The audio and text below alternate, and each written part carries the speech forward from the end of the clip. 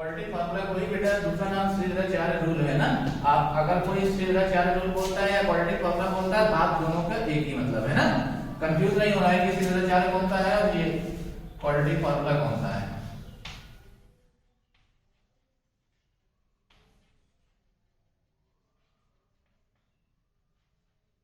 ठीक है बेटा, राइटिंग सही आ रही है ना। तो क्वाड्रेटिक फार्मूला है क्या, ये करता क्या बेटा कि रूट को फाइंड करता है, फाइंडिंग द रूट। ये रूट को फाइंड करता है।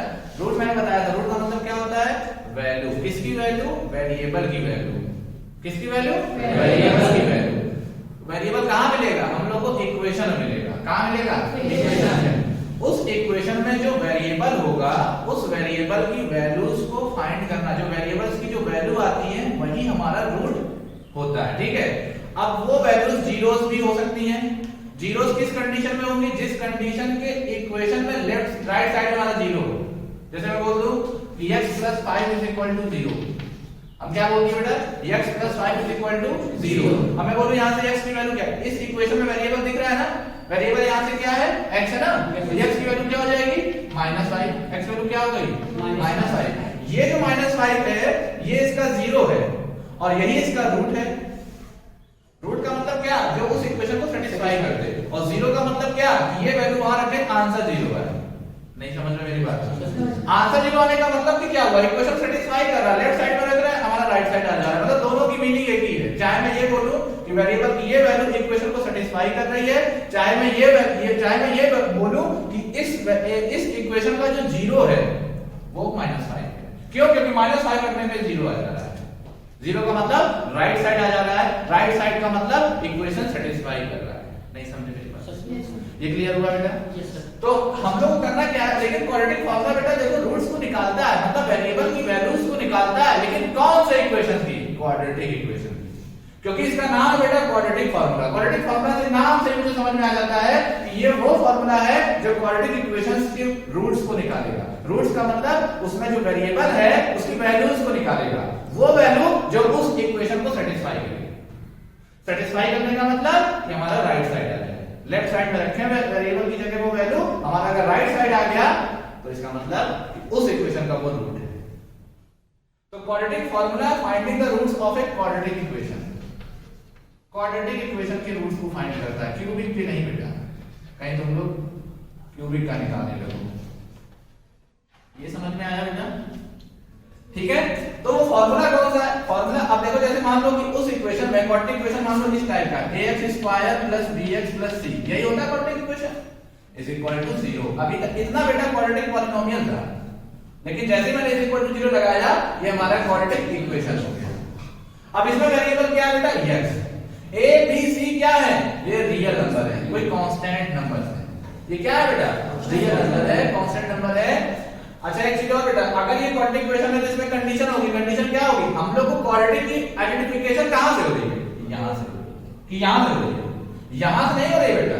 हम लोग की क्वाड्रेटिक इक्वेशन का हमेशा जब भी वेरीफाई करना होता है, उसको आइडेंटिफाई करना होता है, तो हम उस टर्म को देखते हैं जिस टर्म की पावर 2 होती है, जिस टर्म में वेरिएबल की पावर 2। अब इसका मतलब नहीं है कि अगर हम एक और लगा दें, यहां लिखो मैं dx की पावर 3, तो अब क्या हो गया, अब कहोगे कि सर ये क्वाड्रेटिक है, नहीं बेटा, अब ये क्यूबिक हो गया। क्यों, क्योंकि हम लोग वेरिएबल की पावर तो देखते हैं लेकिन हाईएस्ट पावर देखते हैं कि इस टर्म में वेरिएबल की पावर 0, इस टर्म में वेरिएबल पावर 1, इस टर्म में वेरिएबल पावर 2, इस टर्म में वेरिएबल पावर 3। तो हाईएस्ट पावर क्या होगा इसकी, 3। तो इस पॉलिनोमियल की डिग्री क्या हो गई, 3। तो ये हमारा क्वाड्रेटिक नहीं हुआ, हमारा क्यूबिक हो गया। तो क्यूबिक होने, क्वाड्रेटिक होने के लिए हमारे पास डिग्री जब भी बोलूंगा तो आप लोगों को समझ जाना है, क्या समझ जाना है कि उस इक्वेशन में या फिर उस पॉलिनोमियल में जो वेरिएबल की हाईएस्ट पावर है वो हमारी 2 है। नहीं समझ में आया। तो अगर हमारा कोई भी क्वाड्रेटिक इक्वेशन इस टाइप का है तो इसमें वेरिएबल है x, इसमें वेरिएबल क्या है x, इसकी वैल्यू क्या है, इसकी वैल्यू क्या है, इसकी जो वैल्यू होगी वही रूट्स होगा। तो उसकी वैल्यूज को निकालने के लिए फार्मूला है, फार्मूला में लिख दे रहा हूं बेटा। फार्मूला है हमारा x = -b + -√d/2 है। आप लोग को ये सब समझ में आता है, b क्या है, a क्या है। ये d देखो, b बेटा हमारा x का कोएफिशिएंट होता है, a हमारा x² का कोएफिशिएंट होता है, d क्या है सर इसमें, d को बोलते हैं डिस्क्रिमिनेंट। क्या बोलते हैं, डिस्क्रिमिनेंट। इसका काम क्या है, इसका ये काम है, ये बताता है कि जो हमारे रूट्स आएंगे वो कैसे आएंगे, मतलब उसका नेचर बताता है कि रियल आ रहा है कि इमेजिनरी आ रहा है, कि जो भी x की जो वैल्यू आ रही है, मतलब जो इस इक्वेशन का जो रूट आ रहा है, रूट का मतलब x की वैल्यू आ रही है वो रियल आ रही है कि नहीं आ रही है, बस उसका नेचर बताना है। अगर रियल आ रही है तो किस टाइप की वैल्यू आएगी, इक्वल आएगी कि अनइक्वल आएगी। अगर उसका रियल, देखो बेटा ये डी क्या है, डी क्या बताता है, डी टोटल आइडेंटिफाई करता है कि रियल है, रियल रूट है आएगा, वैल्यू क्या आएगा वो नहीं, वैल्यू किस तरह की आएगी। डी क्या करता है, डिस्क्रिमिनेंट, इसको बोलते हैं बेटा डिस्क्रिमिनेंट। वैल्यू क्या आएगी ये नहीं बताता है, वैल्यू किस तरह की आएगी वो बताता है, क्या, डिस्क्रिमिनेंट डी। तो डी क्या बताता है बेटा कि वो उसका रूट रियल है या नहीं, बस दो ही चीज बताता है, रियल है कि नहीं है। तो बेटा अगर किसी का रूट रियल नहीं है तो उसके बाद आपको नहीं करना है, क्यों, क्योंकि आपके सिलेबस में नहीं है। आपको मिलेगा क्लास 11 में मिलेगा, क्लास 11 में अगर रियल रूट नहीं भी है ना तो भी सोल्यूशन आपको निकालना पड़ेगा, और सोल्यूशन निकालेंगे हम लोग, उसके लिए हम लोग क्लास 11 की चीज पढ़ेंगे। लेकिन आगे क्लास 10 तक बस आपको अगर रियल रूट नहीं आया तो आपको वहीं पे लिख के छोड़ देना कि सर इस इक्वेशन के जो रूट्स हैं वो रियल नहीं है, ठीक है। और अगर रियल आ गया तो रियल में भी दो टाइप के, कि सर वो दोनों, हम तो ये तो बता देंगे कि जो रूट्स आ रहे हैं वो रियल आ रहे हैं, लेकिन किस तरह के आ रहे हैं, क्या वो रूट्स, देखो बेटा एक चीज और बता दे रहा हूं, पहले मैं एक बात बोल दे रहा हूं। बात हमारी ये है कि जो हमारा जिस टाइप का पॉलिनोमियल होता है बेटा, हमारे मैक्सिमम रूट्स उतने ही होते हैं, हमारे मैक्सिमम जीरोस उतने ही होते हैं। मैक्सिमम बोल रहा हूं बेटा, इसका मतलब ये नहीं कि एग्जैक्ट उतने होते हैं। देखो बेटा मैं एक फिगर बना रहा हूं, देखो ये जैसे ये फिगर बना, इस फिगर को बोलते हैं पैराबोला। ये क्या शेप है बेटा, पैराबोला। अब ये पैराबोला ये हमेशा बनता कब है, पैराबोला बेटा आपको तब बनेगा जब आपके पास जो इक्वेशन हो वो क्वाड्रेटिक इक्वेशन हो, जो इक्वेशन हो वो क्वाड्रेटिक इक्वेशन हो, तभी आपका पैराबोला बनेगा। अगर वो लीनियर इक्वेशन है ना तो लाइन बनेगी ऐसे, अगर वो लीनियर इक्वेशन तो लाइन बनेगी। कैसे बनती है, बहुत आसान है बेटा, टेबल बनाते हैं। तो क्या करते हैं, टेबल बनाते हैं, आप x की वैल्यू और y की वैल्यू आप रख लो। y क्या है बेटा, वो पूरा फंक्शन की वैल्यू है, और x क्या है, उस वैल्यू, उस इक्वेशन में जो वेरिएबल है उसकी वैल्यू। मेरी बात को समझो, ये x है ना, इसमें वो उस फंक्शन को देखो मैं ऐसे लिखूंगा fx इज इक्वल टू, देखो छोटे क्लासों में आप लोग यही पढ़े हो कि हम किसी भी फंक्शन को लिखते हैं तो हम fx लिखते हैं, इसी fx को y बोलता है बेटा। क्यों y बोलता है ये समझो, क्यों y बोलता है, क्योंकि बेटा देखो y इसलिए बोलता है क्योंकि वो डिपेंडेंट क्वांटिटी होती है। y क्या होती है बेटा, डिपेंडेंट क्वांटिटी होती है। क्यों, ये डिपेंड है x पे। अगर x की वैल्यू जैसे जैसे आप चेंज करोगे तुरंत y की वैल्यू चेंज होती चली जाएगी। आप x की वैल्यू 1 रखो, देखो इसी फंक्शन की वैल्यू कुछ दूसरी आ जाएगी। आप x की वैल्यू 2 रखो, इसी फंक्शन की वैल्यू कुछ दूसरी आ जाएगी। आप x की वैल्यू 3 रखो, माइनस रखो, कुछ भी रखो, इस फंक्शन की पूरी वैल्यू चेंज होती है। मान लो x की वैल्यू पे 1 पे y की वैल्यू 1 आई है, ये जो y आता है ऐसे नहीं आता है, इसी को fx लिखता है, मतलब इसी fx को f1 लिख देगा, क्योंकि अब हम x की जगह 1 रख रहे हैं। तो f1 बोलो चाहे y बोलो, तो इसी fx को हम y भी बोलते हैं। इसलिए बेटा हम x की वैल्यू अपने मन से रखते जाते हैं, हमारी y की वैल्यू आती जाती है। और ये y की वैल्यू जब हम लोगों को ग्राफ पे दिखाना होता है, जब हम लोगों को ग्राफ पे दिखाना होता है तो हमको पता है कि ये x एक्सिस होती है, ये y एक्सिस होती है। तो x एक्सिस पे हम अपने मन से कोई भी वैल्यू मानते चले जाओ, 1 2 3 4 5, कुछ भी माइनस में, कुछ भी इंटीजर या फिर इंटीजर हो या नॉन इंटीजर हो, कोई भी नंबर मानोगे बेटा, जो भी वैल्यू आती है फिर वो y की वैल्यू देने लगता है। जैसे हम इनपुट डाले हमको आउटपुट मिलने लगा। इनपुट क्या है, हमारी x की वैल्यू, आउटपुट क्या है, हमारी y की वैल्यू। हम 1 रखे तो मान लो आंसर 1 आ गया, तो हमको ये पॉइंट मिला। हम 2 रखे, मान लो हमारा 2 आ गया, y की वैल्यू मतलब fx। तो इसलिए जो दूसरी वैल्यू आ रही है, जो फंक्शन की वैल्यू आ रही है, वो हमेशा हम y एक्सिस पे शो करते हैं। नहीं समझे, क्यों y एक्सिस शो करते हैं, समझ में आ रहा है ना। तो जैसे अगर कोई लीनियर इक्वेशन होता है, जैसे बोलो x + 5 = 0, तो कटाकट क्या कैसे आप बनाते हो, आप x की वैल्यू 1 रखते हो तो y की वैल्यू देखो 6 आने लगती है। तो y की वैल्यू 6 आती है तो कहां मिलती है, इस पे मिलेगी ना। और इसको हम fx भी लिखते हैं, इसको हम y भी लिख सकते हैं बेटा। क्यों y लिखते हैं, क्योंकि x हमारी इंडिपेंडेंट क्वांटिटी होती है। आप लोग फिजिक्स में पढ़े होंगे, इंडिपेंडेंट क्वांटिटी को हमेशा x एक्सिस पे शो करते हैं और डिपेंडेंट क्वांटिटी को हमेशा हम y एक्सिस पे शो करते हैं। इसलिए हम यहां पर y की जगह ना हम fx ही लिख सकते हैं। ये लो, क्यों, क्योंकि x के जगह 1 रखे तो f1 की वैल्यू 6 आएगी।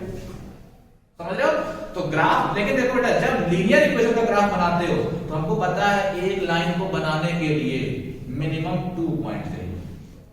आप एक पॉइंट लो, एक पॉइंट से कौन सी लाइन बनाओगे? तुम बना लोगे नहीं, लेकिन अगर 2 पॉइंट है तो हमको पता है इसको ज्वाइन कर देंगे तो एक लाइन बन जाएगी। हालांकि इस लाइन में बहुत सारे पॉइंट हैं, ये सब पॉइंटर तो है ये सब इसमें क्या है? पॉइंट ही तो है बेटा। लेकिन एक लाइन को बनाने के लिए मिनिमम 2 पॉइंट चाहिए। तो लीनियर इक्वेशन को जब हम ग्राफ पे शो करते हैं तो लाइन बनती है, और लाइन बनती है तो मिनिमम 2 पॉइंट। तो हम लोग क्या करते हैं? 2 वैल्यू खाली मानते हैं। आप लोग लगाए होंगे जब इसका ग्राफ बनाते हो तो कितनी वैल्यू मानते हो? 2 मानते हो। लेकिन बेटा जब हम क्वालिटी की बात करते हैं ना तो क्वालिटी में 2 पॉइंट से काम नहीं चलता है। पता है क्यों? क्योंकि अगर 2 पॉइंट मानोगे, जैसे मान लो तुमको ग्राफ बनाना है, अगर आप इसमें 2 पॉइंट मानोगे ना तो एक पॉइंट मान लो यहां मिल गया तो एक पॉइंट खट से इस वजह से मिला दो तो लाइन दिखने लगी। नहीं समझे मेरी बात? क्वाड्रेटिक इक्वेशन का जब भी आपको ग्राफ बनाना है तो मिनिमम 8-9 पॉइंट होने चाहिए आपके पास। 8-9-10 पॉइंट जब लोगे ना तब आप कर्व बनाएगा। देखो एक पॉइंट मान लो यहां आ गया, एक यहां आ गया, यहां आ गया, यहां आ गया, ऐसे ऐसे जब मिलाओगे ना जब इसको, तब आपको ये पैराबोला शेप दिखेगा। नहीं तो 2 पॉइंट से कभी नहीं दिखेगा, क्योंकि आप खट से ऐसे लाइन खींच दोगे। नहीं समझे मेरी बात है? तो क्वाड्रेटिक फॉर्मूला का जो ग्राफ बनता है उसके लिए 2 पॉइंट, लाइन के लिए खाली 2 पॉइंट। अब बात आती है सर क्वाड्रेटिक फॉर्मूला तो आप बता दिए सर, ये जो ग्राफ बन रहा है वो किस तरह का बनेगा, कैसे बनेगा? मिनिमम सर इस तरह के हमारे पॉइंट 2 नहीं ले रहे हैं, हमको बड़ा सा टेबल बनाना है और कम से कम 8-10 पॉइंट लेंगे। जब 8-10 पॉइंट लोगे तभी आप ऐसे से मिलाओगे तब वो पैराबोला का शेप दिखाई देगा। अब ये पैराबोला तो शेप है, ये क्वाड्रेटिक तो है, लेकिन पता है देखो जीरोस कितने हैं? इसके जीरोस है कि एक भी जीरोस नहीं है। जीरोस क्या होता है पहले ये जान लो, फिर से बता रहा हूं जीरोस क्या होता है। बेटा on the basis of graph कैसे समझते हैं हम लोग? ग्राफ कैसे समझते हैं? जैसे मान लो कि हम ये ग्राफ बनाए तो बेटा ये भी पैराबोला है ना? पैराबोला जब भी कोई ग्राफ किसी इक्वेशन का एक्स एक्सिस को जितने पॉइंट पे काटता है बेटा उसके उतने ही जीरोस होते हैं। तो मैं क्या बोल रहा हूं, मेरी बात ध्यान समझना बेटा, कि कोई भी इक्वेशन हो खाली लीनियर को छोड़ करके, लीनियर में हम बोलते हैं उसका एग्जैक्ट अगर 0 आता है। क्यों? क्योंकि जब आप लीनियर इक्वेशन का जब ग्राफ एक लाइन बनाओगे ना तो सीधे बेटा कहीं ना कहीं जरूर एक्स पे काटेगा, क्योंकि लाइन कभी रुकती नहीं है बेटा, वो चलती जाती है, वो जरूर कहीं ना कहीं काटेगा।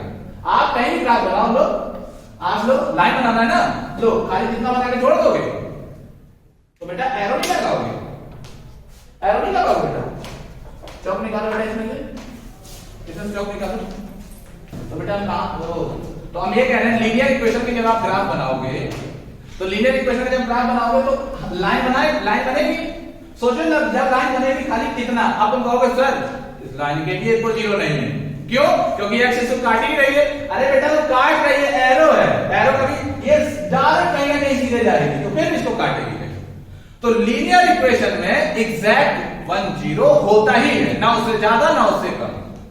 लेकिन अगर क्वाड्रेटिक पे आ गए ना तो उसके मैक्सिमम 2 हो सकते हैं। एक देखो मैक्सिमम का मतलब है ज्यादा से ज्यादा, कम से कम 0। ऐसे देखो ये क्वाड्रेटिक इक्वेशन का है ना, ये क्वाड्रेटिक इक्वेशन का ग्राफ है लेकिन 0 एक भी नहीं है को नहीं, क्योंकि इसको कहीं नहीं काट रहा है। लेकिन देखो बेटा अब देखो एक चीज और बना, देखो ये भी बना दे, ये भी क्वाड्रेटिक इक्वेशन का ही ग्राफ है, पैराबोला है ना, लेकिन एक पॉइंट पे टच कर रहा है तो इसका देखो 1 0 हो गया। और ये भी हमारा है, देखो 2 पॉइंट पे टच कर रहा है, काट रहा है बेटा। लेकिन सोचो क्या ये 3 पॉइंट पे कट करेगा? ये सीधे निकल गया, उधर से आ रहा है, 3 पॉइंट पे कहीं कट करेगा नहीं। तो मैक्सिमम 2 0 हो सकते हैं कोई भी। इसी तरह के क्यूबिक होता है बेटा, क्यूबिक का 3 पॉइंट पे काटेगा, मैक्सिमम 3 पॉइंट। अब देखो बेटा जैसे मैं इस ग्राफ कर दूं ना, अब देखो बेटा, अब जैसे मैं बोलूं कि आप क्यूबिक पॉलिनोमियल ले लो, देखो क्यूबिक पॉलिनोमियल का जो ग्राफ बनता है ना कुछ इस तरह का बनता है ना, इस तरह का, ठीक है। अब जैसे ये क्यूबिक पॉलिनोमियल का ग्राफ है, अब आप सोचो देखो कितने पॉइंट पे काट रहा है? 1 पॉइंट पे, इसका 1 0 हुआ ना। लेकिन बेटा अब देखो ये देखो कर्व और लाइन में बहुत डिफरेंस होता है बेटा। लाइन कभी रुकती नहीं है लेकिन कर्व हमारा रुक सकता है। हम कहेंगे बस हमारा कर्व इतना ही है, नहीं समझे मेरी बात। लेकिन लाइन को कभी कहोगे वो दोनों तरफ एरो लगी रहती है। एरो का मतलब क्या, एरो का सेंस क्या होता है कि वो सर इधर से भी हमारा एक्सटेंड कर रहे हैं, इधर से भी एक्सटेंड कर सकते हैं, कहीं से भी एक्सटेंड कर सकते हो। नहीं समझे मेरी बात? समझ रहे ना बेटा? तो अब जैसे अब ये देखो क्यूबिक पॉलीनोमियल का ग्राफ है, ये भी कैसे बन रहा है, टेबल बना रहा है। टेबल कैसे बनता है, फटाक से x की वैल्यू लो, y आता जाएगा, अपने मन से नहीं बना लोगे। कभी भी किसी भी फंक्शन का ग्राफ बनाना हो बेटा तो वही सिंपल सा मेथड है जो हम लोग पढ़े क्या, x की वैल्यू अपने मन से टेबल बनाते हैं। बस ये जाना करो कि लाइन के लिए आपको मिनिमम 2 पॉइंट चाहिए, आप 3 लो 4 लो कोई दिक्कत नहीं है, बनेगी वही लाइन।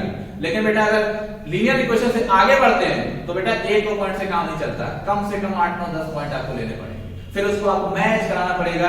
जब मैच कराओगे तब आपको उस पॉइंट से दिखाई देगा कि ये किस तरह का ग्राफ बन रहा है। नहीं समझे बेटा मेरी बात, समझ में आ रही है ना बात? चलो तो जैसे ये क्यूबिक पॉलीनोमियल हो गया, इसका ग्राफ देखो एक पॉइंट पे काट रहा है, देखो अब देखो ये आया, देखो ये भी एक पे नहीं काट रहा है तो क्यूबिक, लेकिन काट ही नहीं रहा तो इसका एक भी जीरो नहीं है, हो सकता है ना बेटा। तो इस तरह से बेटा ग्राफ बनता है। आप चाहो तो इसको अब देखो ऐसे भी कट सकता है, ऐसे एक पे, और बेटा देखो ऐसे भी हो सकता है, ऐसे ये देखो। तो ग्राफ मतलब किसी तरह से भी बन सकता है, बस ये देखा करो कि x एक्सिस पे कितने पॉइंट पे काट रहा है, जितने पॉइंट पे काटेगा उसके उतने ही जीरोस होंगे। इतनी बात समझ में आ गई। दूसरी बात मैं ये कह रहा था बेटा, क्या कह रहे थे हम, हाँ क्या कह रहे थे, क्वाड्रेटिक फॉर्मूला बात कर रहे थे ना, टॉपिक ये अलग हो गया। हाँ डिस्क्रिमिनेंट, तो डिस्क्रिमिनेंट बात हो रही थी कि सर ये जो डिस्क्रिमिनेंट होता है, अब जो उसका रूट है, हाँ मैं याद आ गया। देखो मैं ये कह रहा था बेटा, तो अब पूरा कंक्लूजन क्या है, देखो पूरा कंक्लूजन बता रहा हूं। कंक्लूजन हमारा ये है, निष्कर्ष हमारा क्या निकला कि अगर हमारा लीनियर इक्वेशन है तो उसका एग्जैक्ट 1 0 होता है, लेकिन अगर लीनियर से जब हम ऊपर बढ़ने लगते हैं, क्वाड्रेटिक क्यूबिक बाई क्वाड्रेटिक ये सब बढ़ने लगते हैं, तो उस टाइम आपको ये देखना है कि मैक्सिमम उसके उतने जीरो हो सकते हैं। समझ गए, कम भी हो सकता है, जीरो भी हो सकता है, लेकिन मैक्सिमम उतने हो सकते हैं, उससे लेकिन ज्यादा नहीं होंगे। ये समझ में आ गया, तुम लोग को समझ में आ गया? गर्ल्स आप लोग को आया बेटा, आप लोग को ज्यादा आना चाहिए क्योंकि आप लोग जो है ना सही से पढ़ाई नहीं करते। तो ये समझ में आ गया बेटा। तो अब ये क्वाड्रेटिक है तो इसके कितने जीरो हो सकते हैं, मैक्सिमम 2, मैक्सिमम 2 हो सकते हैं। तो उनको निकालने के लिए, उसको सॉल्व करने के, उसको निकालने के उसके रूट्स हैं, उसको निकालना। अब उसको निकालने के लिए ये फॉर्मूला है, ये क्या है, x इसमें जो वेरिएबल है -b प्लस माइनस रूट में d अपॉन 2 है। b मुझे समझ में आता है कि x का कोएफिशिएंट है, a मुझे समझ में आता है x स्क्वायर का कोएफिशिएंट है, ये d क्या है। तो d का नाम मैंने बताया बेटा कि उसको कहते हैं डिस्क्रिमिनेंट। इसका काम क्या है, डिस्क्रिमिनेंट का काम है कि जो सर इसमें वेरिएबल की जो वैल्यू आएगी वो सर रियल आएगी कि नहीं आएगी, ठीक है, रियल आएगी कि नहीं। अच्छा क्यों ऐसा होगा, क्यों हम लोग, क्यों डिस्क्रिमिनेंट यही काम कर रहा है, क्यों कुछ और नहीं कर रहा है, पता है क्यों? कौन बता सकता है, कोई बताएगा बेटा? क्यों डिस्क्रिमिनेंट यही काम करता है, नेचर बताने का, बताओ, सोचो, कोई गलत है बोलो यार, गलत बोलो, किसके दिमाग में चाल बोलो, कुछ नहीं आ रहा है बेटा, क्योंकि ये स्क्वायर रूट में, ध्यान से देखो फॉर्मूले को, ये स्क्वायर रूट में है, और स्क्वायर रूट के अंदर अगर नेगेटिव वैल्यू आ गई डी की ना, तो वो उसका रियल आएगा नहीं, क्योंकि रूट के अंदर अगर नेगेटिव वैल्यू होती है बेटा तो वो रियल वैल्यू नहीं होती है, वो इमेजिनरी वैल्यू होती है। मैंने आप लोगों को बताया था रियल नंबर क्या होता है, बताया था ना, रियल नंबर क्या होता है बेटा, कि रूट के अंदर भी अगर कोई क्वांटिटी है तो पॉजिटिव होनी चाहिए, या फिर कोई भी नंबर जिसका स्क्वायर करने पे पॉजिटिव वैल्यू आ जाए, जिसका स्क्वायर करने पे पॉजिटिव वैल्यू आ जाए वो नंबर हमारा रियल नंबर होता है। अगर स्क्वायर करने पे नेगेटिव वैल्यू आ रही है तो वो रियल नंबर है ही नहीं रियल। जैसे क्या -2, अब लोग कहेंगे माइनस में आ गए, बेटा इसको नहीं देखना है, इसके स्क्वायर को देखना है। -2 का स्क्वायर करो +4 आता है, ये इसको भी नहीं देखना है, खाली मुझे इसको देखना है। प्लस में आना चाहिए तो माइनस वाला भी प्लस में आ जाता है स्क्वायर करने पे, प्लस वाला भी प्लस में आ जाता है स्क्वायर करने पे, तो मतलब सारे नेगेटिव पॉजिटिव सारे नंबर रियल नंबर है। तो कौन सा नहीं है, इस टाइप का, रूट के अंदर -2 रहे या फिर रूट के अंदर कुछ भी रहे, इसका जब स्क्वायर करोगे तो रूट हटेगा लेकिन माइनस रहेगा बेटा। तो इसका स्क्वायर में नेगेटिव वैल्यू आ गई, इसका मतलब इस टाइप का जो नंबर होता है वो रियल नंबर नहीं होता है, वो इमेजिनरी नंबर होता है। तो d का काम रूट बताना है। क्यों रूट बताना है, क्योंकि d जो है वो हमारा स्क्वायर रूट के अंदर है। अगर d की वैल्यू पॉजिटिव आई तो हम कह देंगे कि भैया चाहे कुछ भी हो, ये चाहे कुछ भी हो, कोई मतलब नहीं है, d हमारा पॉजिटिव आ रहा है तो रूट पॉइंट में आ सकता नहीं आ सकता है, बस पॉजिटिव आ रहा है कि नहीं आ रहा है ये देखना है। अगर पॉजिटिव आ रहा है तो यही इसका जो रूट, इसकी जो वैल्यू आएगी वो हमारी रियल वैल्यू आएगी, और अगर नेगेटिव आ रहा है तो नो रियल रूट, दूसरी कंडीशन आ जाएगी। तो डिस्क्रिमिनेंट का काम होता है दो चीज बताना कि उसके रूट्स रियल हैं कि नहीं है। पहला रियल है कि रियल है या रियल नहीं है। अगर रियल नहीं है तो उसके रूट्स क्या होंगे वो क्लास 11 में पढ़ोगे। अगर रियल है तो उसके रूट्स क्या होंगे अभी पढ़ेंगे। तो रियल भी दो कंडीशन में आएगा कि अब उसके मैक्सिमम दो जीरो है तो दोनों किस टाइप के आएंगे, क्या आएंगे अभी भी ये नहीं बता रहा। डी बेटा ये नहीं बताता है रूट क्या आएगा, डी ये बताता है कि रूट किस तरह का आएगा। तो किस तरह का आया, रियल आया। रियल में किस तरह का आया, तो दो आएंगे ना, तो दोनों को लिख रहा हूं, दो आएगा तो बोथ आर इक्वल, ऐसा हो सकता है। दूसरी कंडीशन बोथ आर अनइक्वल, ये समझ में आया, ठीक है। तो रियल रूट क्या हो गया, बोथ आर इक्वल या अनइक्वल, ये समझ में आया। चलो बहुत ज्यादा ये वो हो गया, इसको मैं रख कर रहा हूं, ठीक है। अब हम ये सब बेटा बहुत सारी कहानी बता दी है। अब ये सब रख करके जो मेन पॉइंट है हमारा वो करता हूं, वो लिखता हूं। अभी बेटा अगर आप लोगों को कुछ समझ में ना आए तो पूछो, मैं एक बार उसको फिर से बता सकता हूं। बोलो बोलो, सब आ गया समझ में? अगर दोबारा पूछना पूछो, नहीं पूछना है ठीक है। तो क्वाड्रेटिक फार्मूला बेटा हम लोग मैं एक बार फिर से पूरा रख करता हूं। चलो बेटा देखो, तो अब हम लोग क्या कर रहे हैं, एक बार मैं सारे पॉइंट्स लिख दे रहा हूं। क्या लिखा कि हमारे अगर कोई भी क्वाड्रेटिक इक्वेशन है तो वो इस टाइप का होगा। आपको ये समझ जाना है कि इसमें a जीरो नहीं हो सकता है।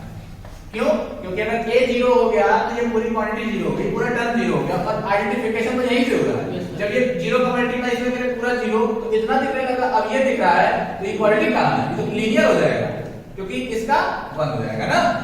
तो कंडीशन हमारी ये कि ये जीरो नहीं होना चाहिए, बाकी कुछ भी हो, नेगेटिव हो पॉजिटिव हो कुछ भी हो, लेकिन जीरो नहीं होना चाहिए। और ए बी सी तीनों नंबर कोई भी रियल नंबर हो, लेकिन ये जीरो नहीं हो सकता। ये जीरो हो जाए, ये जीरो हो जाए कोई दिक्कत नहीं, जीरो हो जाए कोई दिक्कत नहीं, क्योंकि इससे हमारी आइडेंटिफिकेशन हो ही रही है, इससे हमारी पहचान ही नहीं हो रही, हमारी पहचान तो इससे हो रही है। तो वो सब जीरो हो जाए कोई दिक्कत नहीं है, ये जीरो नहीं होना चाहिए। तो है तो सब real number, A B C are real number, और कंडीशन हमारी क्या होगी कि a जीरो के इक्वल नहीं होना चाहिए। तो ये हमारा बेटा क्वाड्रेटिक इक्वेशन है। इसके रूट्स निकालने के लिए फॉर्मूला लिखा था, फॉर्मूला हमारा था -b प्लस माइनस रूट में d अपॉन 2a। इसमें हमने बताया कि ये क्या करता है बेटा, ये रूट्स निकल रहे हैं, इसके दो रूट आते हैं। ये प्लस माइनस का मतलब होता है दो रूट, एक बार प्लस में लेके सॉल्व करेंगे, एक बार माइनस में लेके सॉल्व करेंगे। ये d बताता है बेटा इसका नेचर, ये इसके रूट्स का नेचर। नेचर का मतलब वो रियल है कि रियल नहीं है। अगर रियल है तो रियल में कैसा है, दोनों जो रूट आएंगे वो इक्वल आएंगे कि अनइक्वल है। इतनी बात समझ में आई। अब इसकी भी कंडीशन है कि यार हमको पता कैसे डी बता दे रहा है, कर देख करके बता दे रहे हैं, डी देख करके बता देगा कि क्या कहते हैं ये रियल है कि नहीं है। तो उसके लिए बेटा फॉर्मूला है, डिस्क्रिमिनेंट निकालने का फॉर्मूला है। डिस्क्रिमिनेंट निकालने का फॉर्मूला है d स्क्वायर माइनस 4x।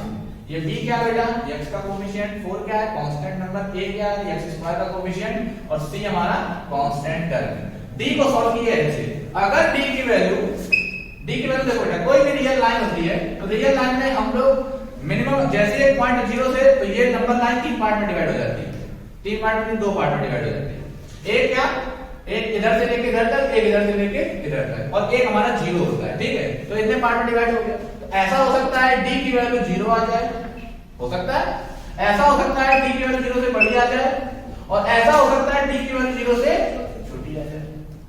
ये दोनों की कंडीशन में देखो बेटा, ये दोनों की कंडीशन में d की वैल्यू अगर जीरो भी आती ना तो वो ऐसा नहीं आप बोल सकते हो कि सर ये रियल नहीं है यार, इसको सॉल्व करने में जीरो ही आता है, तो रियल ये भी है। अगर d की वैल्यू पॉजिटिव आती है, मतलब +4 +3 कुछ भी पॉजिटिव है, तो भी हम कहेंगे सर ये रियल है। क्यों? क्योंकि इसका स्क्वायर करने पे पॉजिटिव ही आएगा +4। लेकिन अगर d की वैल्यू नेगेटिव आ गई, रूट में -2 -3, तो बेटा ये वाली जो कंडीशन होती है, इसका स्क्वायर करने पे नेगेटिव आंसर आने लगता है, जो कि हमारा रियल रूट नहीं होता है। तो इस कंडीशन में हमारा नो रियल रूट, ये समझ में आया। और इन दोनों कंडीशन में हमारा रियल रूट। तो हमने बताया बेटा कि रियल रूट में भी दो होते हैं, इक्वल और अनइक्वल। तो अनइक्वल की कंडीशन इसमें जाती है, अनइक्वल, और इक्वल की कंडीशन इसमें आता है। मतलब अगर d की वैल्यू 0 आ गई, d की वैल्यू 0 आ गई, तो जो दोनों वैल्यूज आएंगी, x की दो वैल्यू आएंगी प्लस माइनस के, जो दोनों वैल्यूज आएंगी वो इक्वल आएंगी। अगर d की वैल्यू 0 से बड़ी आती है तो जो हमारा जो रूट्स आएंगे वो दोनों अनइक्वल आएंगे, और दो वैल्यू आएंगी लेकिन दोनों डिफरेंट होंगे। ये था बेटा इसका पूरा इंट्रोडक्शन। अब बात आती है कि क्वेश्चन कैसे लगेंगे। तो क्वेश्चन अब कोई भी पॉइंट बोल दो बेटा, पहले ही बता देता हूं, फिर उसका जवाब आपको पूछना पूछो। एक कोई पॉइंट बोल दो, 9x2 है 9x 9x square plus 7x minus 2 is equal to 0। अब देखो बेटा, हम कह रहे हैं इसके रूट्स निकालिए, तो हम बेटा देखो इसके रूट्स जो है इसको फैक्टराइजेशन से भी हम इसका निकाल सकते हैं। हम इसको सॉल्व मतलब काम हमारा x की वैल्यू निकालना है, तो x की वैल्यू तो फैक्टराइजेशन मेथड से भी निकाल सकते हैं। 9th में हम लोग पढ़े फैक्टराइजेशन, इसमें पढ़े फैक्टराइजेशन से सॉल्यूशन निकालना, उसमें सॉल्यूशन निकालना नहीं पड़ेगा, उसमें सिर्फ फैक्टराइजेशन पढ़ेंगे, इसमें हम लोग सॉल्यूशन को निकालना सीखेंगे। तो हम लोग फैक्टराइजेशन, लेकिन फैक्टराइजेशन हम लोग नहीं पढ़ रहे हैं, हम लोग पढ़ रहे हैं क्वाड्रेटिक फार्मूला। कहां है क्वाड्रेटिक फार्मूला? मिट गया क्या? लिख दे रहा हूं क्वाड्रेटिक फार्मूला सर। हां बेटा नीचे तो मैं देख ही रहा हूं लेकिन लिखा नहीं है ना। ये बेटा क्वाड्रेटिक फार्मूला, उसका ये फार्मूला है ना। ये मैथमेटिकली है, वो थ्योरेटिकली है। ठीक है, तो अब देखो बेटा, अब इसमें देखो आप a की वैल्यू यहां से दिख रही है क्या है 9, b की वैल्यू यहां से दिख रही है क्या है 11 और c की वैल्यू क्या दिख रही है -2। 9 क्या x स्क्वायर का कोएफिशिएंट a होता है, मैंने इसमें बताया था। तो x स्क्वायर का कोएफिशिएंट 9, x का कोएफिशिएंट b होता है जो कि 7 है और कांस्टेंट हमारा। देखो बेटा, अगर कोई नंबर नेगेटिव में आ रहा है ना, तो आप ये नहीं बोलोगे कि ये +2 है, क्योंकि जो हम लोग जो पढ़े हैं वो सब प्लस प्लस में पढ़े हैं। अगर इसकी जगह माइनस आ गया तो कांस्टेंट माइनस के साथ में होगा। क्यों? क्योंकि हम लोग अगर इसको प्लस के फॉर्म में लिखना है तो हम ऐसे लिखेंगे प्लस ऑफ -2, हम ऐसे लिखेंगे इसको।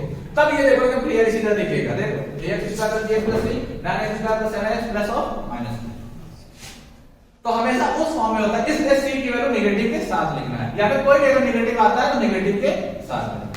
ठीक है, तो चलो सबसे पहले ये देख लेते हैं कि यार इसके जो इसका रूट्स जो आएगा रियल आएगा कि नहीं आएगा। पहले तो ये देखा करो, क्योंकि अगर रियल नहीं आएगा तो आपको सॉल्व ही नहीं करना है, आगे उसके रूट्स निकाले ही नहीं। जब रियल आएगा तभी तो पहले डिस्क्रिमिनेंट निकाल देते हैं। डिस्क्रिमिनेंट का फॉर्मूला था बेटा b स्क्वायर माइनस 4ac। रखो बेटा b की जगह क्या है 7 -4 into k की वैल्यू क्या है 9, c की वैल्यू क्या है -2। तो 7 7 है 49 minus minus minus minus plus 4 9 जा 36 2 जा 72। ये तो वो इसको सॉल्व किया, देखो बेटा क्या आ रही प्लस में आंसर आएगा 9 2 11 7 8 11 12। d की वैल्यू क्या आ गई? तो ये 0 आ रही है, 0 से बड़ी आ रही है। जब 0 से बड़ी आ रही है तो मतलब कि इसके रूट रियल आएंगे। अब रियल है तो आपको सॉल्व करके आंसर बताना है। तो रियल में भी दो टाइप का, इक्वल या अनइक्वल। तो मैंने भी लिखा बेटा, अगर t की वैल्यू 0 आती है तब वो इक्वल कंडीशन में आ जाता है, अगर t की वैल्यू 0 से बड़ी आती है तो वो अनइक्वल आ जाता है। तो एक बार सॉल्व कर लेते हैं। तो x की वैल्यू क्या आ जाएगी, रखना है फॉर्मूले में -b क्या है हमारा 7 प्लस माइनस रूट में d कितना है हमारा 120 अपॉन 2 into a क्या है हमारा 9। तो x की वैल्यू क्या आ गई -7 प्लस माइनस 120 इस वाला बेटा 11 अपॉन 80।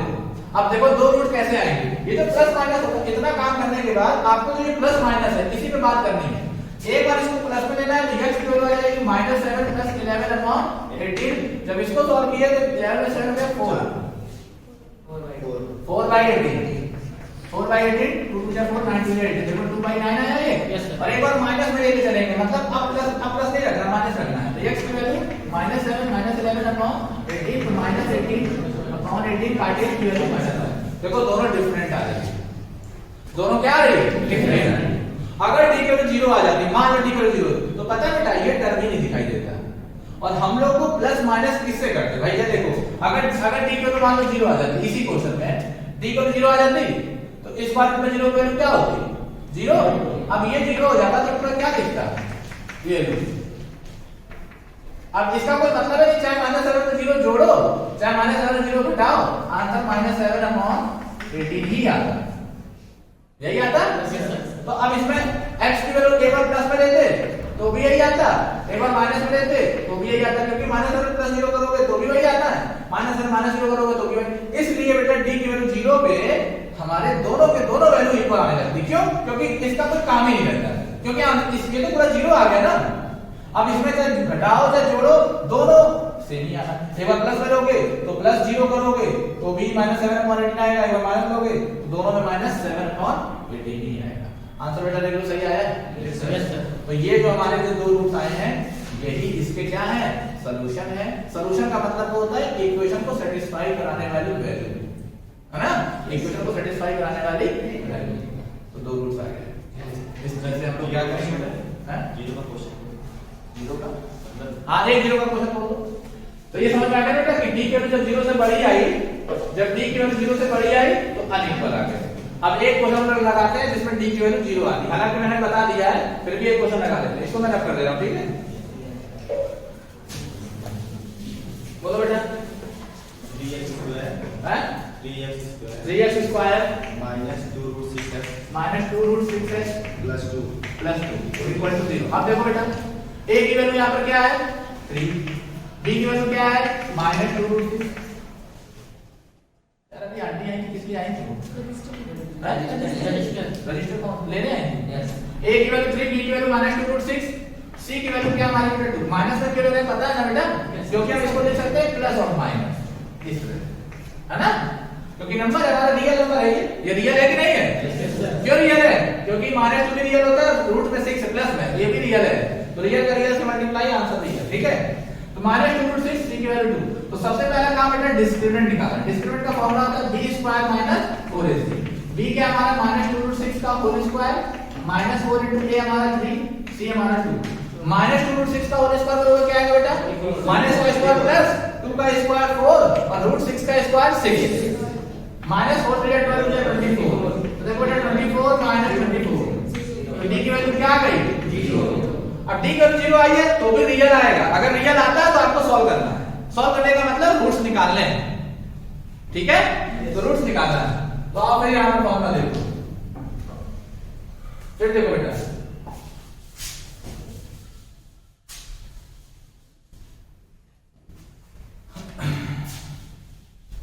अब इसी फॉर्मूले में हम लोग को पुट कर देना है माइनस b कितना है माइनस 2 रूट 6। ये देखो बेटा फॉर्मूले वाला माइनस, ये b की वैल्यू है, कोई कंफ्यूज नहीं होगा कि एक का माइनस लगा देंगे, तो बेटा गलत हो जाएगा। 0 रखना है, 2 into a हमारा 3, तो x की वैल्यू आ जाएगी minus minus plus 2 root 6 plus root में 0 वैल्यू 0 अपॉन 6। अब देखो बेटा प्लस माइनस में, अब देखो एक बार प्लस में लो, तो x की वैल्यू देखो 2 रूट 6 प्लस 0 अपॉन 6, कितना आ जाएगा बेटा 2 रूट 6 0 इसमें जोड़े यही अपॉन 6। अब इसको सॉल्व करने के लिए हम इसको काट दें, तो कितना आ जाएगा रूट 6 बाई 3।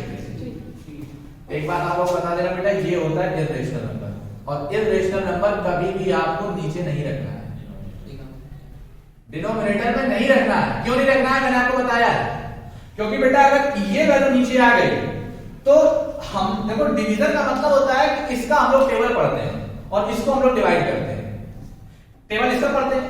लेकिन सोचो अगर ये नंबर नीचे आ जाए, हम टेबल किसका पढ़ेंगे? क्यों? क्योंकि वो non terminating non repeating number है, हम किसका टेबल पढ़ लेंगे?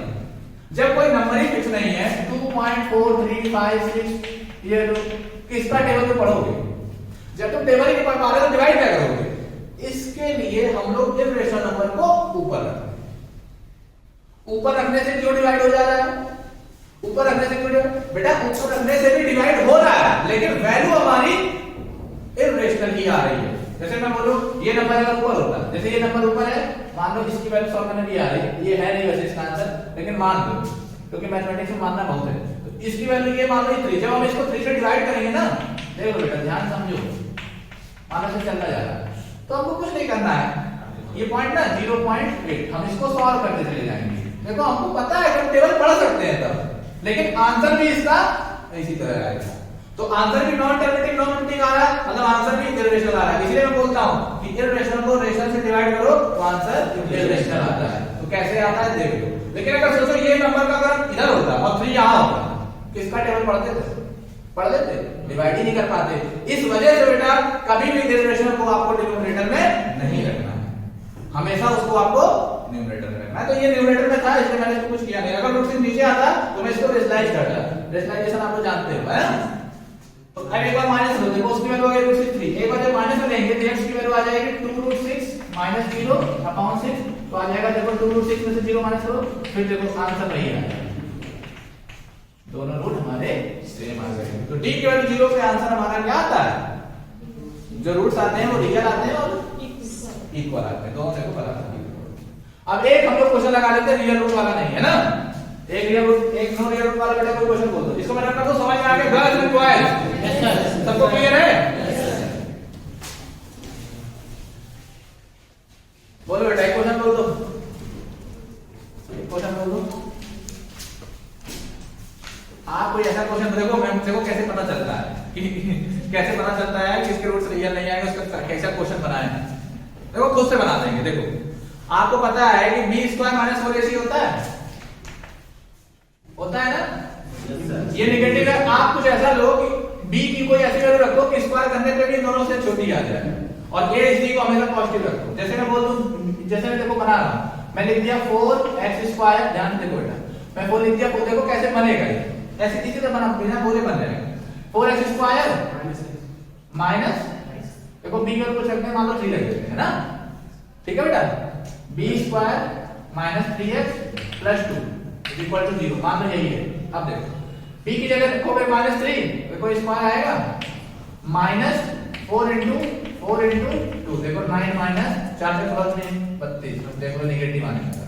जब नेगेटिव आने तो इस तरह बन जाता है, चाहो तुम बना सकते। बस ये याद रखना है कि ये नेगेटिव या पॉजिटिव होता है, इन दोनों में से कोई नेगेटिव तुमको नहीं रखना है, क्योंकि अगर इन दोनों में से कोई वैल्यू नेगेटिव रखोगे ना तो फिर पॉजिटिव बन जाएगा। पॉजिटिव बनने पे हमारा आंसर पॉजिटिव आता है, क्योंकि ये तो 100% पॉजिटिव है। क्यों? क्योंकि स्क्वायरिंग कर रहा हूं। अगर b स्क्वायर में है तो b की वैल्यू चाहे नेगेटिव हो चाहे पॉजिटिव हो, इसका आंसर तो पॉजिटिव ही आना है। बस ये ध्यान देना है कि a और c में से दोनों को नेगेटिव कर दो, लेकिन दोनों में से कोई एक पॉजिटिव मत करना। देखो हम लोग कई क्वेश्चन बेटा लगाए इस टाइप के नेचर के, दोनों को बेटा पॉजिटिव रखो, दोनों को नेगेटिव रखो, लेकिन एक पॉजिटिव या नेगेटिव मत करना, क्योंकि अगर एक पॉजिटिव या नेगेटिव हो गया तो पॉजिटिव नेगेटिव और नेगेटिव का मल्टीप्लाई जब इस नेगेटिव से होगा तो वैल्यू पॉजिटिव आने लगेगी। पॉजिटिव आने से d की वैल्यू पॉजिटिव आ जाएगी, और d की वैल्यू अगर पॉजिटिव आ गई तो उस कंडीशन में जो हमारा नेचर होगा वो रियल आ जाएगा, है ना? तो यही क्वेश्चन लगा लेते हैं। तो 32 माइनस, देखो ये आंसर कितना आ गया, -23 आ गया, जो कि क्लियरली दिख रहा है कि 0 से छोटा है, तो मतलब इसके रूट्स रियल नहीं होंगे। नो रियल, जब रियल रूट नहीं है बेटा तो आपको आगे सॉल्व नहीं करना। समझ में आ गया बेटा? इसको मैं पॉज कर दो। आता है इस क्वेश्चन में ना, ये देखो क्वेश्चन क्या है, शिवम पाल बेटा सही से देख रहे हो? पीछे बैठे तुम्हारी तबीयत हमेशा खराब रहती है, ठीक हो तुम? आज एग्जाम आने वाला है बेटा, तबीयत खराब हो जाएगी तो नंबर तुम्हारा उसी हिसाब का हो जाएगा बेटा। ये जैसे हमारा क्वाड्रेटिक इक्वेशन है, x² + 6x - a² + 2a - 8 = 0, find the value of x। मतलब क्या करना है, इसमें x की वैल्यू निकालनी है। अब x की वैल्यू निकालोगे कैसे? आपको पता है कि क्वाड्रेटिक इक्वेशन है, तो x की वैल्यू दो टाइप से निकाल सकते हैं, या तो फैक्टराइजेशन से या तो क्वाड्रेटिक फॉर्मूला से। एक और हमारा कंप्लीटिंग स्क्वायर, लेकिन वो हमारे सिलेबस में नहीं है, तो उसको हम लोग बात नहीं की है। बात हम लोग से दो चीज पे की है, एक फैक्टराइजेशन से, क्वाड्रेटिक फॉर्मूला पे। फैक्टराइजेशन से भी क्वेश्चन हम लोग इजी लगते हैं, लेकिन कुछ ऐसे क्वेश्चन आ जाते हैं जिसके रूट्स हमारे समझ में नहीं आते हैं, जिस वजह से हम लोग क्वाड्रेटिक फॉर्मूला पढ़ेंगे। क्वाड्रेटिक फॉर्मूला से बस इजीली a b c की वैल्यू अगर आपको पता है, मतलब इसका कोएफिशिएंट और इसका कोएफिशिएंट और ये कांस्टेंट अगर आपको पता है तो आपको खाली वैल्यू पुट करना, रूट क्लियरली आ जाएंगे। लेकिन फैक्टराइजेशन हम लोग को सोचना पड़ता है कि वो दो कैसे नंबर हैं जिनका प्लस माइनस करने पे ये आए और मल्टीप्लाई करने पे ये आए। तो कुछ ऐसे नंबर आते हैं बेटा वो सोच ही नहीं पाते, जिसके लिए हम लोग ये पढ़ रहे हैं। क्वाड्रेटिक फॉर्मूला क्यों पढ़ रहे हैं, समझ में आ रहा है ना? इसका पढ़ने का यही है बेटा तरीका कि हम लोग इसको इसलिए पढ़ते हैं क्योंकि फैक्टराइजेशन हर जगह बच्चे काम नहीं कर पाते। क्यों? क्योंकि उसकी वैल्यू सोच ही नहीं पा रहे, नहीं सोच पा रहे, तो फॉर्मूला बना दिए। फॉर्मूला ऐसा बना कि आप सोचो ना सोचो, बस सारी वैल्यू रखो, सॉल्व करो, आंसर आ जाएगा। अब आप लोग ये कहोगे सर इसमें वेरिएबल तो दो है, एक x है, a है। बेटा यहाँ पे a जो है वेरिएबल नहीं है, a जो है कांस्टेंट है। लेकिन मेरे बोलने से ऐसे नहीं बेटा, ऐसा नहीं है कि मैं बोल दूं तो हो गया। मेरे बोलने से सब चीज सही थोड़ी होगी, कुछ गलत भी होगी। लेकिन यहाँ तो कैसे ये a जो है ये कांस्टेंट है, मैं वो बता रहा हूँ। बेटा एक बात समझना, देखो मैं बहुत बड़ी चीज बता रहा हूँ, बताना मुझे 12th में चाहिए था, लेकिन मैं आज ही बता दे रहा हूँ क्योंकि 2-4 मिनट का काम है, आप लोग कभी कंफ्यूज नहीं होंगे, इसलिए बता दे रहा हूँ। बेटा देखो जो कांस्टेंट होते हैं ना वो दो टाइप के होते हैं। एक होता है बेटा एक जो फिक्स कांस्टेंट नंबर होता है, सही से लिखना पड़ेगा। देखो बेटा कांस्टेंट जो है वो दो टाइप के होते हैं। एक होता है बेटा जैसे कोई फिक्स कांस्टेंट नंबर है, तो आप लोग को उसमें तो नहीं सोचना पड़ता, जैसे 2 आ गया, 3 आ गया, 4 आ गया, माइनस में आ गया, इसमें आप लोग को नहीं सोचना पड़ता, आप लोग क्लियरली दिखता है कि ये कांस्टेंट है। लेकिन बेटा एक होता है आर्बिट्रेरी कांस्टेंट, बहुत ध्यान से देखना है बेटा। आर्बिट्रेरी कांस्टेंट का मतलब, आर्बिट्रेरी का मतलब है मनमाना, अपने मन से कुछ भी मान लो, और कांस्टेंट का मतलब समझ ही रहे हो, कोई वैल्यू है ना। आर्बिट्रेरी कांस्टेंट में हमेशा a b c ऐसी चीजें आती हैं, ठीक है। देखो बेटा क्या होता है, मेरी बात ध्यान समझना। ये होता है कांस्टेंट, ये होता है आर्बिट्रेरी कांस्टेंट, ठीक है। वेरिएबल तो क्लियरली दिख रहा है, यहाँ पर वेरिएबल हमारा x है ना, वेरिएबल दिख रहा है। देखो बेटा आर्बिट्रेरी जो कांस्टेंट होते हैं, ये जो a b c है ना, ये आर्बिट्रेरी इसको क्यों बोला गया, ये समझो। इसको आर्बिट्रेरी इसलिए बोला गया क्योंकि यही अगर a की जगह है, यही a अगर 2 हो गया होता, मेरी बात समझना है। हम देखो यहाँ 6 है, मैं इसको b बोल सकता हूं, नहीं बोल सकते, लेकिन मुझे यहाँ पता है कि b की वैल्यू यहाँ पे 6 है। ये हमेशा एक कांस्टेंट वैल्यू देता है, चाहे वो 6 दे चाहे आर्बिट्रेरी कुछ भी, अपने मन से कुछ भी, लेकिन वही देगा जो सेटिस्फाई करेगा। ये नहीं है कि कुछ दे दे यार, चाहे वैल्यू आए ना, ऐसा भी कुछ नहीं। मतलब यही b जो होता है आर्बिट्रेरी, मतलब कुछ भी आ सकती है वैल्यू, 6 आ 4 आ 5 आ -6 है। तो अब वो भी हमारा जो कांस्टेंट है ना, वो फिक्स नहीं हो पा रहा है तो कांस्टेंट, लेकिन उस कांस्टेंट में बहुत सारे कांस्टेंट आ जा रहे हैं। कौन सा कांस्टेंट नहीं पता, इसलिए उसको आर्बिट्रेरी कांस्टेंट बोला जाता है। ये समझ में आया, समझ में आया? तो आर्बिट्रेरी कांस्टेंट ये होता है, उसमें हमारे ऐसे नंबर आते हैं। अब ये जो है ये हमारा क्या है, आर्बिट्रेरी, इसमें कुछ भी वैल्यू हो सकती है। जैसे मैंने बेटा लिखा था ax square plus bx plus c is equal to 0। अब ये क्वाड्रेटिक इक्वेशन है, अब इसी की जगह मैं लिख दे रहा हूं 9x square plus 3x plus 4 is equal to 0। यार ये a की वैल्यू, b की वैल्यू, c की वैल्यू है। हम इसी की जगह लिख दे रहे हैं 2x square plus 4x minus 3 is equal to 0। अब ये यही a, अभी देखो वही a था जो वैल्यू 9 दे रहा था, अब वही a है जो वैल्यू 2 दे रहा है। नहीं समझे मेरी बात? इसलिए इसको आर्बिट्रेरी बोलते हैं, क्योंकि कोई वैल्यू इसकी भी फिक्स नहीं आ रही है, लेकिन हाँ आपको ये पता है कि कांस्टेंट वैल्यू ही दे रहा है, इसलिए ऐसे कांस्टेंट्स को बोलते हैं आर्बिट्रेरी कांस्टेंट। नहीं समझे? और ये कांस्टेंट कैसे, कोई नंबर ही तो आप देख करके बता दो। समझ में आने के बाद तो आते हैं इस क्वेश्चन पे ना। तो जैसे हमारा ये क्वेश्चन है, अब इस क्वेश्चन में आपको ये समझ में आ गया कि सर इसमें ये वेरिएबल है, ये कांस्टेंट,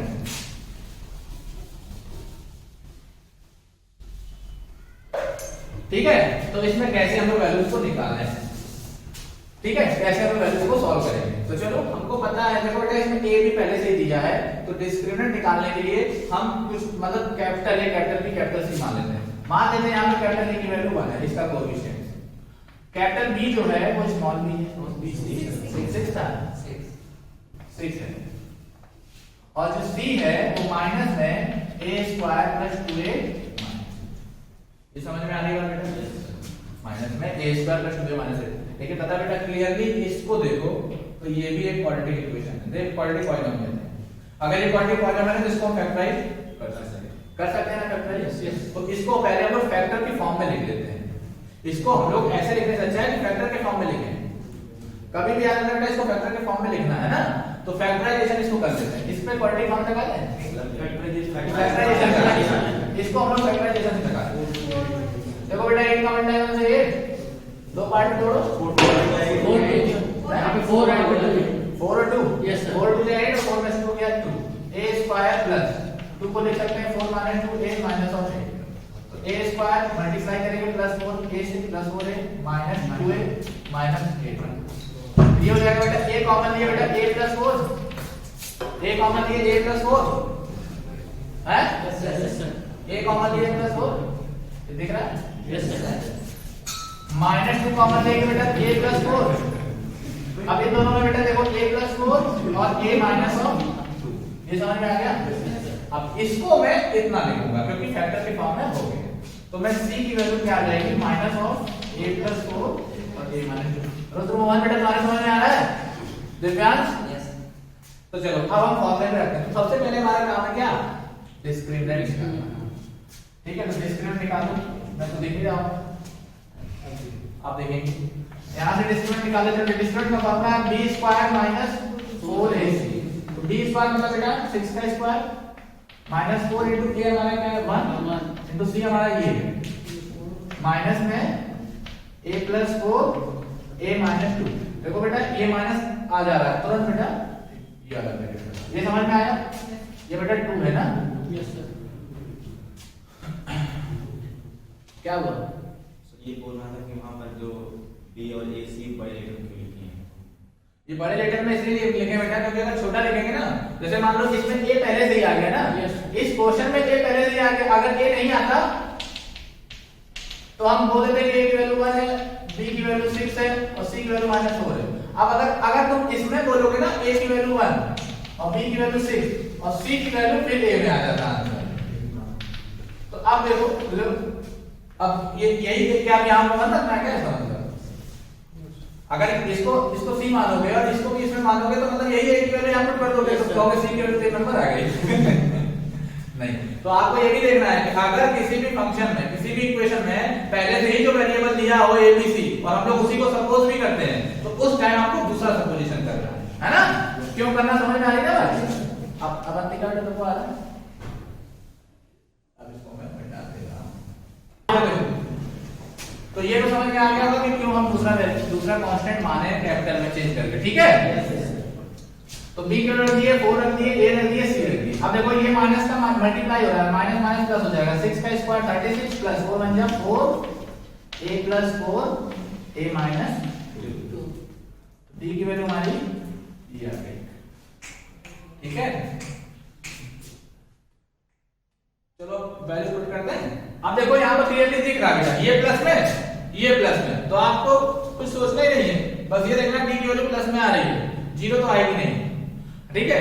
तो अब ये वैल्यू क्या आ रही, प्लस में आ रही, मतलब रियल रूट आएंगे इसके, ठीक है। अगर फॉर्मूला को बताता हूं तो x is equal to minus b plus minus root में d अपॉन 2a ना, इधर से a की जगह कितना लिखना है 1 या a की जगह 1 रखो बेटा। यहां पर माइनस b कितना बेटा 6 प्लस माइनस रूट में d क्या है हमारा a प्लस वेरिएबल में आ जा रहा है ना, इसको और सिंपलीफाई कर और कहीं किया जाएगा सिंपलीफाई a की वैल्यू ले लेना है, a की वैल्यू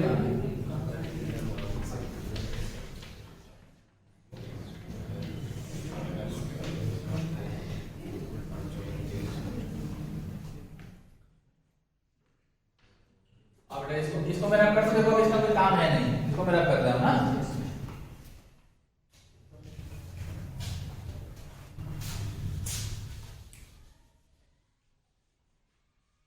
चलो बेटा देखो, तो x is equal to -6 plus minus, इसको अगर हम लोग और लिखें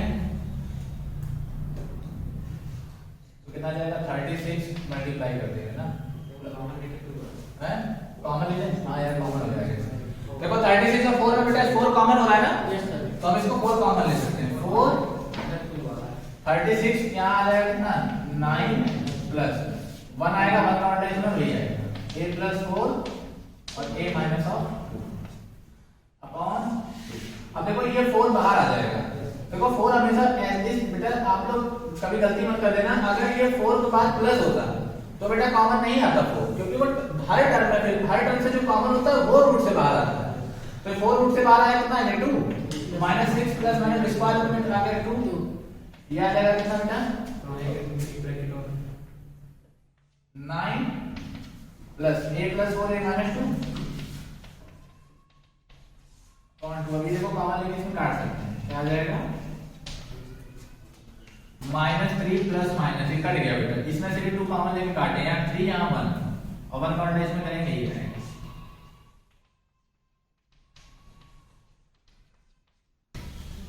इसको और सॉल्व किए, x is equal to -3 plus minus 9 plus इसका मल्टीप्लाई करते हैं a square minus 2a plus 4a minus of यही लिखते हैं क्या, यही तो आएगा मल्टीप्लाई करके क्या आ जाएगा a square plus 2a minus of, अब 9 और 8 सॉल्व हो जाएगा बेटा, आ जाएगा a square plus 2a plus 1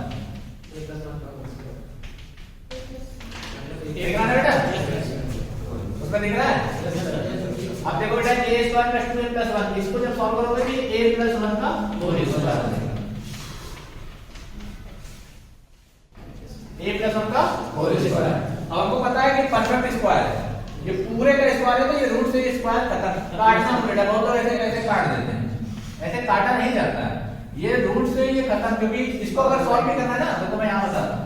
अगर जैसे मान लो कि कोई क्वांटिटी रूट में और x स्क्वायर है तो हम इसको लिखते हैं ये पावर 1/2, रूट का मतलब तो पावर 1/2, तो ये 2 से 2 करता है तो x पावर आती है x पावर 1, x पावर 1 आ जाता है, x पावर 1 का मतलब है। तो इस तरह से आता है। बहुत लोग क्या करते हैं पता है, इसको काट दे, इसको ऐसे काट दे, बेटा इसे नहीं करता, कुछ लोग ऐसे तरह काट देते हैं। तो बेटा यहाँ से ये कैंसिल आउट हो गया, आपको काट के दिखाना नहीं है, लेकिन समझ जाना है कि हाँ ये इससे कैंसिल आउट हो गया। तो x की वैल्यू क्या आ गई, -3 प्लस माइनस a प्लस 1 कहाँ स्क्वायर आएगा बेटा,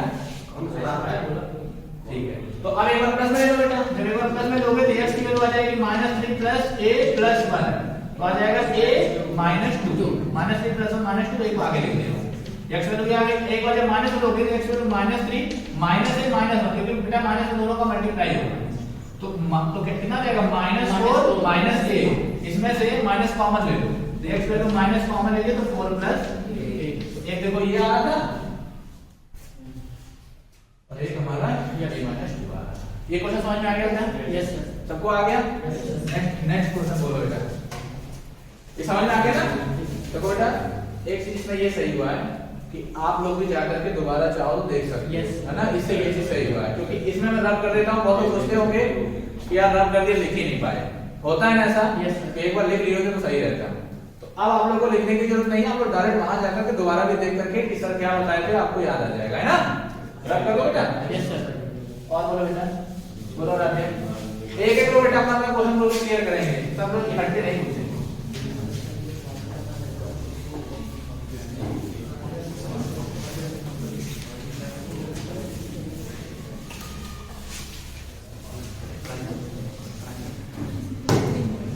बोलो बेटा, बोलो क्वेश्चन बोलो। ला कौन सा है? 14। देखो बेटा ये क्वेश्चन देखो, मेरी बात ध्यान समझना। क्या रहा है, if the roots of the equation, पूरा क्वेश्चन लिखना पड़ेगा यार, तुमको पॉज करो। देखो बेटा ये जैसे ये क्वेश्चन है, इफ द क्वाड्रेटिक इक्वेशन, अभी हम लोग पास टाइम होता है, टाइम में काम हो जाएगा।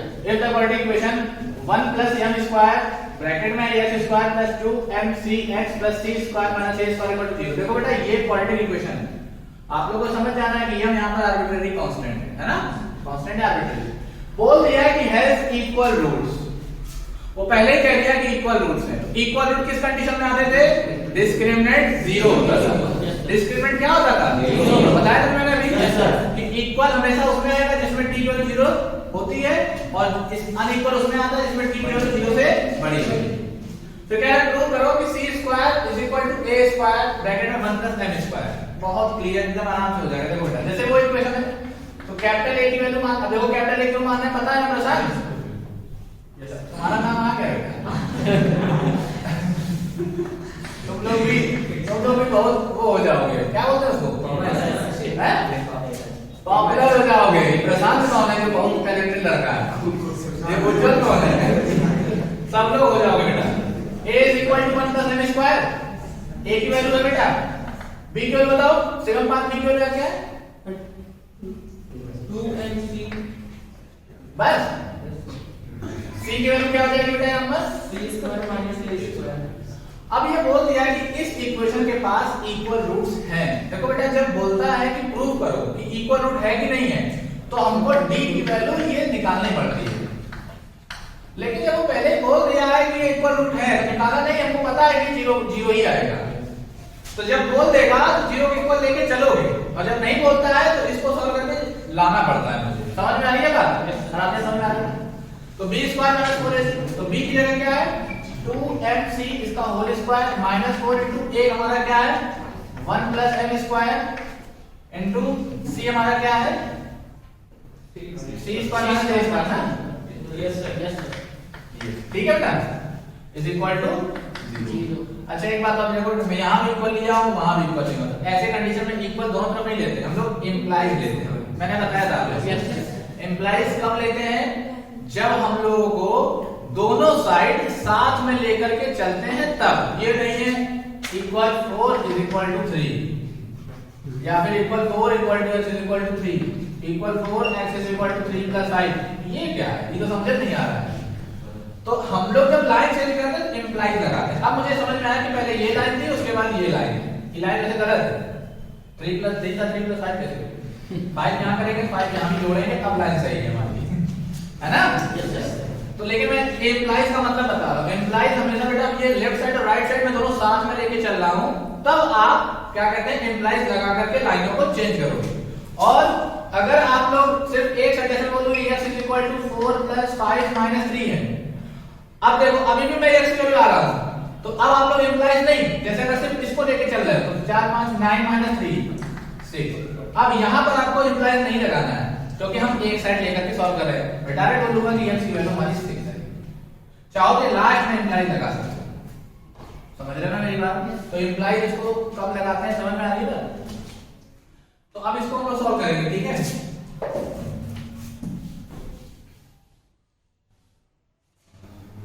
अब बेटा देखो, अब इसको हम सॉल्व किए तो यहाँ इंप्लाइज क्यों लगा रहा है, पता है ना? Yes sir. देखो ये भी देखो लाइन वैसे इंप्लाइज करनी चाहिए थी ऐसे, और ये यहाँ डी नहीं, डी यहाँ पे है। ये अब हमारा सही तरीका लिखने का, ठीक है? तो इस तरह से आपको लिखना है। लेकिन आप क्या करें बेटा, 4m स्क्वायर c स्क्वायर, 2 का स्क्वायर 4, m का स्क्वायर m स्क्वायर, c का स्क्वायर c स्क्वायर माइनस 4, ऐसा करते हैं ना, इसका मल्टीप्लाई करते हैं। 1 का मल्टीप्लाई c स्क्वायर से c square minus a square, x का multiply m square c square और इसका multiply m square a square. 4 का मल्टीप्लाई कर दे रहा हूं इज इक्वल टू 0। देखो 4 बेटा दोनों में कॉमन है, कॉमन ले लेते हैं। तो यहां से बचना m square c square minus multiply करेंगे minus c square plus a square minus m square c square plus m square a square is equal to 0। Minus का मल्टीप्लाई किया, सबकी साइन चेंज हो गई। ये देखो बेटा, ये कट गया। Yes yes. हमारे पास क्या आया पता है? हैं? क्या आया बेटा? 4 minus c square plus a square plus m square a square. हम लोग को पता है बेटा 4 या मल्टीप्लाई करना हमारे लिए डिवाइड करेगा 0 हो जाएगा। जब 0 हो गया तो हमारा आया क्या?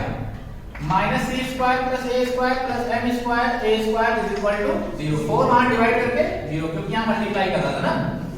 c स्क्वायर को बदल जाते हैं तो a square plus m square a square c square या माइनस करा देंगे, प्लस करेगा 0 के साथ, तो यही आएगा। तो a स्क्वायर लेके यहां से c, इसको मैं इधर ले रहा हूं, इसको उधर ले रहा हूं। a square plus m square a square, तो c स्क्वायर में बेटा a स्क्वायर देखो दोनों कॉमन है, कॉमन ले लिए, यहां से वहां बचेगा 1 प्लस, यही हमको प्रूव करना है। हेंस प्रूव, ये भी लिखना पड़ रहा है। ये समझ में आ गया बेटा? Yes sir. तो ये जो क्वेश्चन है ये नेचर पे था, इसमें रूट्स नहीं निकाल लेते, लेकिन नेचर दिया हुआ था, नेचर से हम लोग को ये प्रूव करना। समझ में आ गया बेटा? Yes yes. क्लियर हो गया? चलो बेटा चलते हैं, पॉज कर दो उसको।